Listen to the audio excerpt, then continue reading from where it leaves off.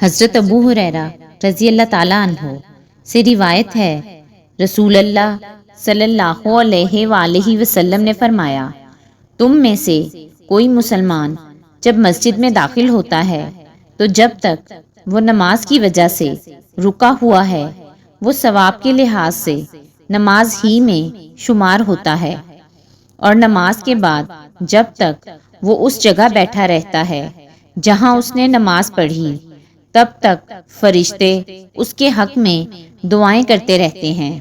کہتے ہیں اے اللہ اس کی مغفرت فرما، اے اللہ اس پر رحم فرما،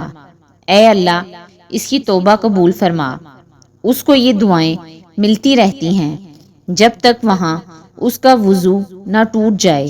اور جب تک وہ اس جگہ کسی کو تکلیف نہ دے۔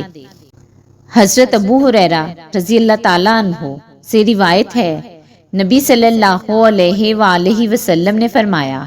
جو مسلمان مرد نماز اور ذکر کے لیے مسجدوں میں پابندی سے حاضر ہوتا ہے، اللہ تعالیٰ اس سے ایسا خوش ہوتا ہے جس طرح مسافر کے گھر والے اس کے گھر آنے پر خوش ہوتے ہیں۔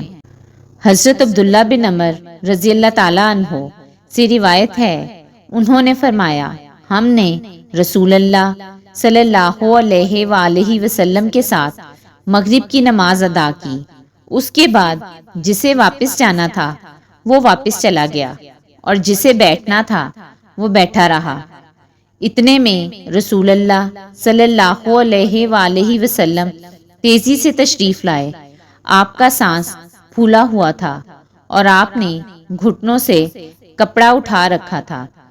آپ نے فرمایا، خوش ہو جاؤ، تمہارے رب نے آسمان کا ایک دروازہ کھولا ہے اور فرشتوں کے سامنے تمہارا ذکر فخر سے کر رہا ہے، فرما رہا ہے، میرے بندوں کو دیکھو، انہوں نے